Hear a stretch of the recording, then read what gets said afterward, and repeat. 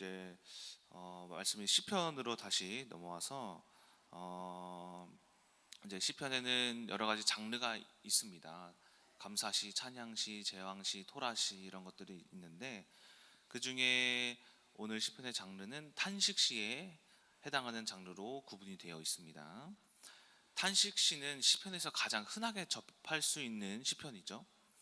그래서 시편의 3분의 1을 차지하고 있음을 볼 수가 있고, 이 탄식시의 특징은 어떤 저자의 환경이나 이런 이제 고통으로 인해서, 핍박으로 인해서 환경 속에 하나님께 반응하는 모습을 보이는 것이 탄식시의 특징입니다. 탄식시는 또 두 가지 탄식시로 나뉩니다. 그래서 개인 탄식시와 공동체 탄식시로 나뉘게 되는데, 이것들을 어떻게 구분을 하느냐? 개인 탄식시는 이제 저자가 개인적으로 나의, 저희의 이런 식으로 이야기를 하는데, 공동체 탄식시는 우리의, 저희의 이런 말씀을 통하여서 오늘 본문의 말씀 4절에서도 우리라는 표현을 사용하고 있음을 보았을 때, 이것은 공동체의 탄식시구나라는 것을 구분해 볼 수가 있습니다. 그래서 오늘 본문의 말씀을 보시게 되면은 본문의 말씀을 봤을 때 시대의 배경을 알 수가 있는데, 이때 시대의 배경은 BC 587년에서 515년으로 추정이 됩니다. 왜냐? 이때 이스라엘의 예루살렘이 함락되었음을 역사적으로 이야기하고 있는데, 바벨론에 의해서 함락이 되었었죠. 그런데 오늘 본문의 말씀에도 1절에서 예루살렘이 돌무더기가 되게 하였나이다 라는 말씀을 봤을 때 바벨론의 시대와 들어맞는다는 것을 알 수가 있습니다. 자, 이제 특히 오늘 본문에서의 예루살렘은 이제 여호와 예배의 중심지이자 다윗 왕가의 이제 상징이었던 예루살렘의 이제 함락은 당시 이스라엘 사람들에게 씻을 수 없는 치욕거리, 조롱거리가 되었음을 우리가 말씀을 통해서 볼 수가 있는데, 이러한 사건이 왜 일어났냐는 것은 이스라엘이 하나님 앞에 음란함을, 또 거역함을, 율법을 지키지 아니하였음을 저희들이 말씀을 통해서 잘 알 수가 있죠. 그래서 그들의 죄 때문에 심판을 받았다는 것을 이때 바벨론에 의해서 함락된 것을 이제 역사적으로부터 봤을 때 성경의 에레미야 애가에서 또 이 본문의 내용과 비슷한 이제 고통의 호소를 하고 있음을 또 볼 수가 있습니다. 그래서 그들이 결국에는 자신들의 죄 때문에 이런 결과를 맺었다라는 것을 오늘 본문에서도 이야기하고 있고, 에레미야 애가에서도 자신들의 죄를 인정하고 있음을 우리가 또 볼 수가 있습니다. 자, 오늘 본문의 내용을 잠깐 간단하게 요약해서 말씀을 드리자면은, 이제 1절에서부터 예루살렘의 함락이 되었다라는 것을 시작해서 2절에 그 피폐한 환경들에 대해서, 현장에 대해서 이야기를 하고 있는데, 시체들이 예루살렘 안에 그대로 있으면서 새들의 밥이 되고 동물들의 밥이 되었다고 이야기를 하고 있어요. 얼마나 참혹합니까? 3절에서는 그 시체를 거둘 자가 없다, 매장해주는 자가 없다. 당시 사람들의 시체를 이제 매장을 하여야만이 이제 우리가 이제 그가 거룩하게 하나님께 올라갈 수 있었다라고 생각을 했었는데, 완전 시체들 또한 너무 많았기 때문에 하나하나 매장을 할 수 없음에 대한 슬픔과 고통을 또 호소하고 있습니다. 그러면서 그들이 이웃 나라의 비방거리가 되고 조소와 조롱이 되었다. 조소가 뭐죠? 비웃음거리죠. 잘 됐다, 꼴 좋다라는 비웃음거리가 되었습니다 하면서 호소하는 내용을 볼 수가 있고, 5절에서는 이제 주님께 이런 이야기를 합니다. 언제까지 화를 내려고 하시나이까? 언제까지 주님의 질투가 불붙듯 하시겠나이까? 하면서 주님에 대한 이제 호소의 외침을 하고 있고, 6절에서는 주의 진노는 주를 인정하지 않는 자에게 넘어가야 된다라고 하면서 주의 진노를 다른 이들에게 풀어달라고 이야기하고 있고, 또 그가 시편의 또 탄식시의 특징이 뭐냐면은 하나님께서 세우신 언약을 다시 언급하는 게 특징인데, 오늘 7절 말씀을 보시게 되면 하나님과 언약 맺은 야곱과 언약 맺은 야곱의 자손들이 멸망당했다라는 거라고 이야기하면서 하나님과 맺은 언약을 다시 하여금 언급하고 있습니다. 그러면서 이제 8절에서 9절 말씀을 보시게 되면 우리가 회개하는 말씀을 이야기하고 있고 자신들의 이제 죄를 회개하고 있는 모습을 8절에서부터 9절을 통해 볼 수가 있고 10절에서부터 12절까지는 예루살렘을 파괴하는 자들에 대한 복수를 강구하고 있고 마지막 13절에서는 우리가 주님의 백성임을 다시 기억하며 주님이 회복하실 나를 간구하고 고백함으로써 오늘 본문의 말씀이 마무리가 된다라는 것입니다. 자, 오늘 저는 본문의 말씀을 통해서 묵상되는 구절이 있었는데 8절 말씀이 이제 여러 가지 말씀이 있겠지만 8절의 말씀이 묵상이 되었습니다. 특히 어떤 문장에서냐? 8절 말씀을 먼저 보도록 하겠습니다. 우리 조상들의 죄악을 기억하지 마시고 주의 긍휼로 우리를 속히 영접하소서. 우리가 매우 가련하게 되었나이다. 여기서 우리가 매우 가련하게 되었나이다 말씀을 이제 묵상하면서 이 가련하게 됨에 대해서 내가 이제 말씀을 전해야겠다 생각을 했습니다. 그래서 이제 이 가련하다 결국에는 주님의 심판으로 인해서 그들이 어떻게 되었냐면 높아졌던 그 이스라엘이 낮아졌어요. 가련하게 되었다는 것입니다. 이것은 이 높아졌다가 이제 심의 그 의미는 굉장히 깊습니다. 간단하게 말씀드리자면은 하나님이 우리를 낮추셨다라는 거예요. 하나님이 낮추셨다라는 거예요. 가련하게 되었으면. 근데 우리가 하나님 앞에 이미 가련하게 되었을 때 하나님이 복을 주신다는 것을 우리가 알잖아요. 자, 이런 의미로 우리는 가련하다 이 의미를 어떻게 봤을 때는 연약하다라는 의미로 볼 수가 있죠. 그래서 저는 이제 가련하다라는 의미보다 연약함의 이제 의미가 더 깊기 때문에 연약함에 대해서 말씀을 드리고자 하는데 연약함이란 히브리어로 아나우라고 해서 가난한, 고통받는, 연약한, 겸손한, 온유하다라는 뜻을 가지고 있는데 헬라어로는 아스데네스라고 이야기합니다. 그래서 헬라어로는 아스데네스라고 이야기해서 강하지 않은, 힘이 없는, 약한이란 뜻을 가지고 있다고 합니다. 이 아스데네스의 1차적인 이제 의미로 육체적인 연약함을 뜻한다고 합니다. 육체적인 연약함. 그러니까 인간은 참 한편으로는 참 강하기도 하지만은 연약해요. 그렇죠? 연약합니다. 인간이 이제 강함을 또 어떻게 볼 수가 있냐면은 제가 최근에 이제 민정사모가 아이를 임신했잖아요. 그런데 이제 임신 초반이 가장 조심할 때라고 하는데 유치원에서 일을 하다가 어떤 아이가 선생님 하면서 배를 이렇게 딱 때렸대요.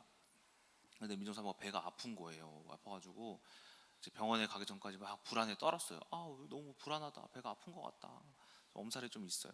아픈 것 같다. 이렇게 하면서 막 힘들다. 막 일주일 동안 이러다가 이제 우리 은혜 집사한테 가서 이야기를 했대요. 이야기하니까는 은혜가 하는 말이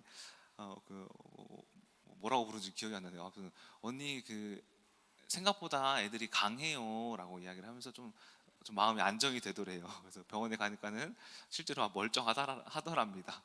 아무튼 이런 인간이 한편으로 어떻게 강하기도 하지만은 한편으로는 연약할 수가 있다. 특히 저의 연약함을 최근에 깨달은 것이 저번 주 월요일이었죠. 그 피부과에서 피부를 딱 받았을 때 30분 동안의 짧은 시간이었지만 그때 이제 첫 레이저를 딱 받았을 때 큰일 났다 싶어서 레이저를 막 받으면서 내가 만약에 레이저 고문을 당하면은 주님을 부인할 수도 있겠구나 이런 생각이 들면서 어떤 생각이 드냐면 얼굴에만 이렇게 고통받아도 힘든데 지옥은 어떨까? 나는 꼭 지옥 가지 말아야지 하면서 그런 고백을 하다가 그러면 나는 지옥 가지 않으려면 어떻게 해야 될까? 주님을 인정해야 되는데 그 전에 이미 주님을 내가 부인했었다. 막 회개도 하면서 그 레이저 30분 동안 천국과 지옥과 뭐 주님을 부인하고 막 별짓을 다 했던 것을 봤을 때 나 참 연약하구나 이런 이제 말씀도 묵상하게 되었습니다. 또 이제 가끔 TV를 보면 안타까운 뉴스들을 접하기도 하는데, 특히 최근에 한 TV 프로그램에서 2020년도에 한 사건을 언급한 일이 있었는데, 그 일이 어떤 일이었냐면은 28살 된 어떤 한 여성이 서울 어디 동네에서 고독사 했다는 이제 이야기를 하면서 이슈가 됐었죠. 그래서 이 한국 사회에 대한 이 현실을 또 이야기하면서 청년들이 고독사하고 있는 청년들이 늘었고, 1인 가구가 늘면서 청년들의 취업난 이런 것들로 인해서, 이제 경제 불황으로 인해서 청년들이 이런 고통 속에 시달리면서 고독사하거나 자살하거나 또 우울증 걸리거나 정신병이 늘어나고 있다라는 것을 그 TV 프로그램에서 이야기를 하고 있더라고요. 하지만은 이제 청년들뿐만이 아니라 이제 코로나19로 인해서 우리 한국 사회에서의 이제 경제가 하락하면서 중장년층들의 우울증과 불안감, 그리고 대출, 그리고 이제 이런 것들이 이제 늘면서 중장년층의 우울증 또한 늘었다고 합니다.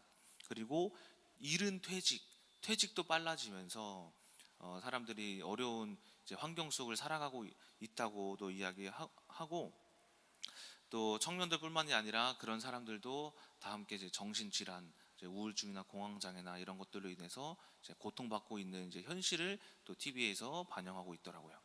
자, 어쨌든 제가 이제 이런 인간의 연약함을 묵상하다 보니까는 이런 뉴스에서도 연약함을 접할 수가 있고, 내 개인적인 이런 이제 그 체험을 통해서도 연약함을 접할 수가 있었다라는 거예요. 그러면서 이제 어떤 생각이 드냐? 왜 우리는 이 세상 속에서 연약해야 할까라는 거예요. 왜 이 세상 속에서 연약해질까? 왜 이 세상은 잘나야지만 강하지? 그렇죠? 또 돈이 많아야지 연약하지 않다라는 거잖아요. 왜 돈이 많은 것이 강한 것인가? 또 왜 멋진 외모, 멋진 그 자동차, 집이 있어야지만 왜 강한 것이지? 왜 없으면 연약해지지라는 거예요. 없으면. 또 왜 세상은 똑똑한 사람들만 인정해주지? 왜 똑똑하지 않는 사람들은 왜 연약하다라고 생각을 할까라는 거예요. 또 우리 스스로도 그렇게 생각을 해요. 그렇죠? 근데 이 연약함의 특징은, 찾아봤을 때 이 세상의 연약함의 특징은 없어서 연약해요. 없어서. 그렇죠? 돈 없어서 연약하죠? 똑똑하지 않아서 연약하죠? 그리고 잘나지 못해서 연약하죠? 또 잘생긴 외모가 없어서 연약하잖아요. 그렇죠? 이런 연약함의 특징이 있다란 말이에요. 그래가지고 제가 이제 이런 세상의 연약함에 대해서 묵상을 해본 결과, 이 세상의 모든 문제의 시작이 여러분 어디서 시작되는지 여러분들 아시잖아요. 창세기 3장으로부터 시작을 했잖아요. 그렇죠? 저도 이 연약함으로 인해서 작년에는 주식으로 인해서 돈이 없어서 돈 벌어보려고, 이 없는 거를 어떻게 채워보려고, 세상에 없는 것에 연약함에 좀 강해져 보려고 했을 때 그 결과가 망했다라는 거예요. 망했다. 이 세상 사람들은 그것을 모르고, 또 우리들도 한편으로 속아서 이 세상의 것에 없는 것을 채우기 위해서 쫓아가다가 망하는 경우가 대다수가 있다라는 말이에요. 이것을 통해서 문제가 오기도 하고, 실제로 저는 아직까지도 그 문제를 가지고 해결받고 있는 과정 중에 있는 것이고, 자, 이처럼 우리가 이 세상의 연약함은 없어서 온다라는 거, 없어서. 자, 그래서 제가 오늘 드릴 말씀은 무엇이냐면은, 나를 집어삼키는 이 세상의 원리를 알지 못하면은 내가 없어서 그것을 채우려고 이 세상이 나를 집어삼키는 것에서 피하지 못한다라는 거예요. 그래서 나를 집어삼키는 세상의 원리에 대해서 우리가 깨우쳐 있어야 한다. 그래서 저는 오늘 말씀을 통해서 세상 안의 연약함, 하나님 안의 연약함이라는 제목을 가지고 말씀을 전하도록 하겠습니다. 세상 안의 연약함을 여러분들이 아셔야 해요. 세상 안의 연약함은 창세기 3장으로부터 시작이 됐습니다. 어떻게 시작됐냐? 선악과를 통해서. 선악과. 저번에 말씀드렸던 선과 악을 구분해 놨다라는 거예요. 라하였나? 라와 토부였죠. 라와 토부. 이런 선악을 구분해 놨는데, 자, 이 선악과에 대해서 여러분들이 아시면은 세상을 알 수가 있어요. 이 선악과에 대해서 아셨을 때 창세기 3장 6절에 선악과에 대해서 이야기해요. 선악과가 어떤 존재인가? 어떤 존재인가? 보시게 되면은 선악과에 대해서 하와가 선악과를 봤는데 먹음직했대요. 먹음직. 그리고 보암직했대요. 또 지혜롭게 할 만큼 탐스럽다고 해요. 먹음직하고 보암직하고 지혜롭게 할 만큼 이 탐스럽다라는 것을 여러분들이 잘 기억하셔야 돼요. 이것이 뭐냐? 세상이랑 똑같다라는 거예요. 세상이 먹음직스럽고 보암직하고 지혜롭게 할 만큼 탐스럽다라는 거예요. 자, 그것을 설명해 드리자면 이 먹음직이 뭐예요? 먹음직? 이 먹음직은 사리사욕을 채우는 게 먹음직스럽다라는 거예요. 이 세상은 뭔가 나의 사리사욕을 채워줄 만한 뭔가가 있어요. 그게 여러분들마다 기준이 다르겠지만 있단 말이에요. 특히 오욕칠정이라는 말 아시죠? 오욕칠정. 5가지 인간의 이제 욕심과 7가지의 감정을 오욕칠정이라고 해요. 그 중에 오욕을 살펴보자면은 이 오욕이 먹음직스럽다라는 거예요. 뭐냐? 재물욕, 명예욕, 식욕, 수면욕, 색욕, 이 5가지 욕구가 참 먹음직스럽다는 거예요. 세상에. 그래서 우리가 세상에 집어삼켜짐은 이 욕심 가운데에 집어삼켜질 수가 있다라는 거예요. 두 번째, 보암직. 보암직은 뭐냐? 말 그대로 내 눈에 보기에 좋은 거. 그렇죠? 특히 뭐예요? 좋은 차. 특히 이제 요즘에 TV에 뭐 이쁘고 멋진 연예인들이 너무나도 많이 등장을 해요. 이 보암직의 가장 피해자가 누군지 아세요? 청소년들이에요. 청소년들. 얼마나 꾸미려고 하고 얼마나 예뻐지려고 하고, 또 예전에는 우리 청소년 아이들의 꿈이 뭐 과학자도 있었고 대통령도 있었고 뭐 경비아저씨 없었다. 그 체육 선생님도 있었고 뭐 여러 가지 막 이게 있었지만은 요즘 아이들의 꿈이 뭔지 아세요? 연예인이에요. 래퍼예요. 가수예요. 유튜버예요. 이런 눈에 보여지는 아름다움, 멋진 명예, 이런 것들을 그들이 쫓아간다니까요. 그리고 또 좋은 차, 카푸어라는 말 들어보셨죠? 집은 단칸방에서 살면서 차가 막 아우디, 벤츠, 람보르기니예요. 좋은 차, 이거 차 하나가 보여주려고 산다라는 거예요. 이 카푸어라는 말이 거기서 등장한 거예요. 좋은 집에 살라고, 그렇죠? 이런 보여지는 좋은 명품백, 좋은 옷, 이런 것들이 참 보암직스럽다라는 거예요. 이게 세상이라는 거예요. 그거 사려고 목숨을 다하잖아요. 자, 그리고 지혜롭게 할 만큼 탐스럽다. 이게 무슨 말이냐? 세상 지식, 세상의 학문들, 그렇죠? 세상 유행, 문화, 이런 것들로 지혜롭게 할 만큼 탐스럽잖아요. 내가 세상 앞에 앞서가야 되는 것들, 그렇죠? 먼저 가야 되는 것들. 그러니까 내 중심적인 세상, 내 중심적으로 돌아가야 하는 이 세상이 지혜롭게 할 만큼 탐스럽다라는 거예요. 내가 주인공인 이 세상. 자, 이 먹음직스럽고 보암직스럽고 지혜롭게 할 만큼 이 탐스러운 이 세상을 요한일서 2장에서 뭐라고 이야기하고 있느냐면은 먹음직스럽다를 육신의 정욕이라 이야기하고 있어요. 보암직스럽다를 안목의 정욕이라고 이야기하고 있고, 지혜롭게 할 만큼 탐스럽다를 이생의 자랑이라고 이야기를 하고 있단 말이에요.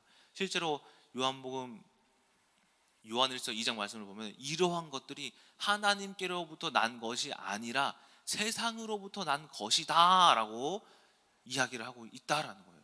우리가 말씀을 통해서만 봐도 이 세상이 어떠한지를 우리가 알 수 있는데, 우리가 결국에는 창세기 3장을 알아야 되는 이유가 이 세상을 여러분들이 봤을 때 참 먹음직, 보암직, 지혜롭게 할 만큼 탐스럽다라는 것을 인지하고 있을 때 우리가 세상에 보는 눈이 열린다라는 거예요.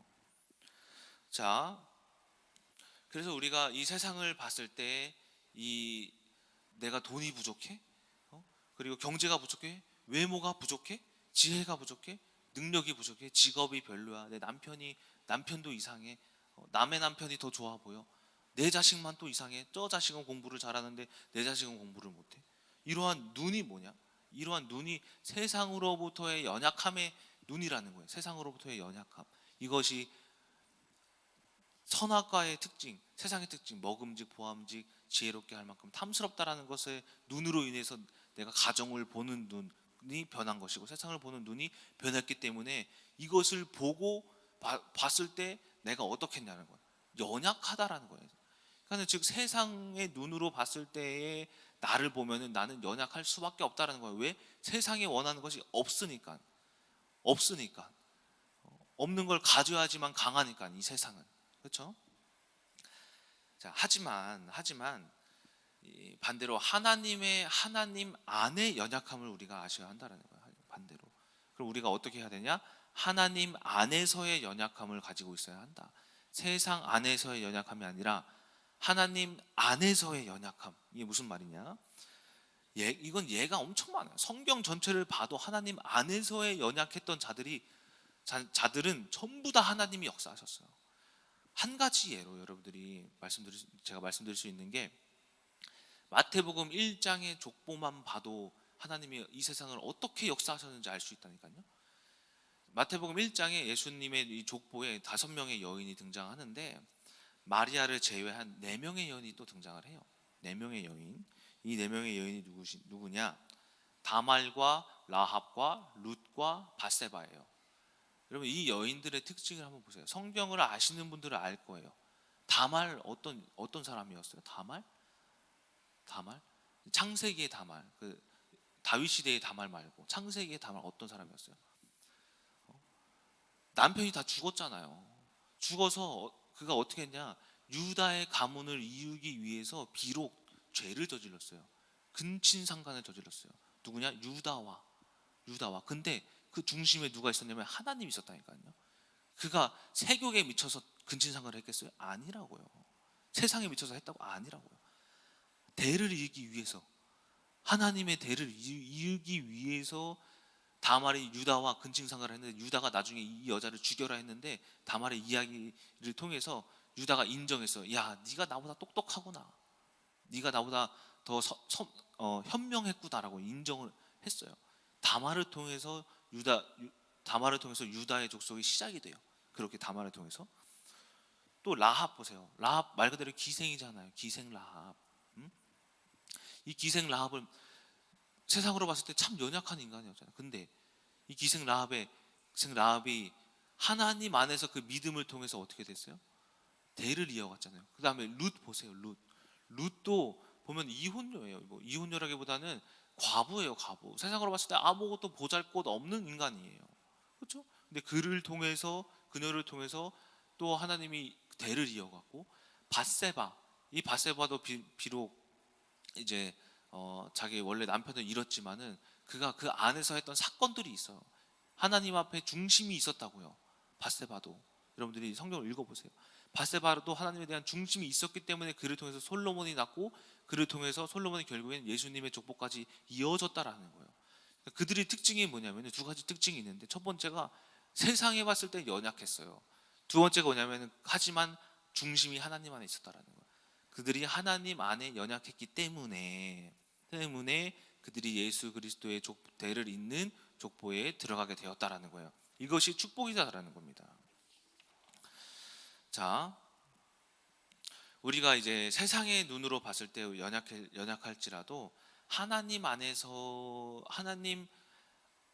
안에서의 연약함은 하나님이 결국에 우리에게 복을 주시어 우리를 사용하신다라는 거예요. 고린도전서 1장 27절 28절 말씀을 한번 읽어드리도록 하겠습니다. 그래서 왜 하나님이 연약함을 사용하시냐에 대해서 말씀하고 있는데, 고린도전서 1장 27, 28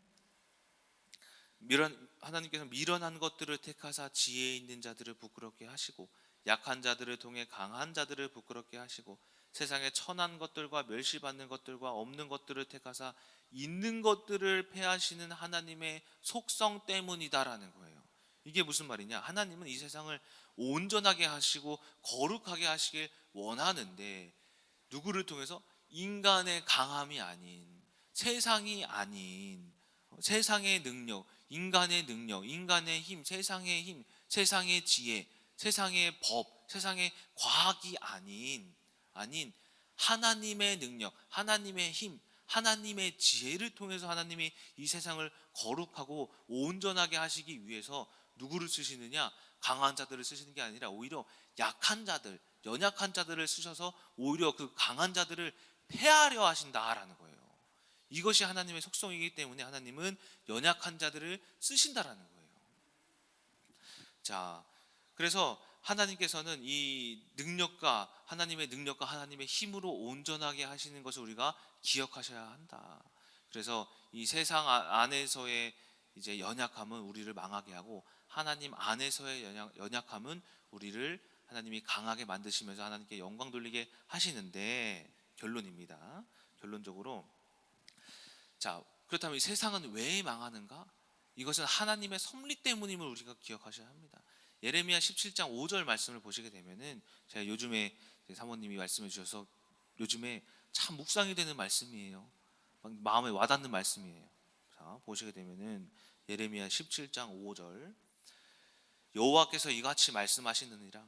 무릇 사람을 믿어 육신으로 그의 힘을 삼고 마음이 여호와에게서 떠난 사람은 그 사람은 저주를 받을 것입니다. 그러니까 세상을 의지하며 살아가는 사람들, 세상의 힘을 내가 원하는 사람들, 세상의 것으로 나를 채우려고 하는 이런 사람들은 저주를 받을 것이다라는, 저주를, 우리의 계속 지속되는 연약함이, 아니 경제의 부족함이 저주라니까요. 내 가정이 참, 내 남편이 이상하게 보이는 그 눈이 저주라니까요. 내 자녀를 남들과 비교해가지고 이상한 놈이다 생각하는 그게 저주라니까요. 내가 경제가 부족해 보이는 게 저주고, 건강이 악화된 게 참 인생이 쓸데없다라고 생각하는 그게 저주라니까요. 내 생각이 세상으로 인한 저주라는 거예요.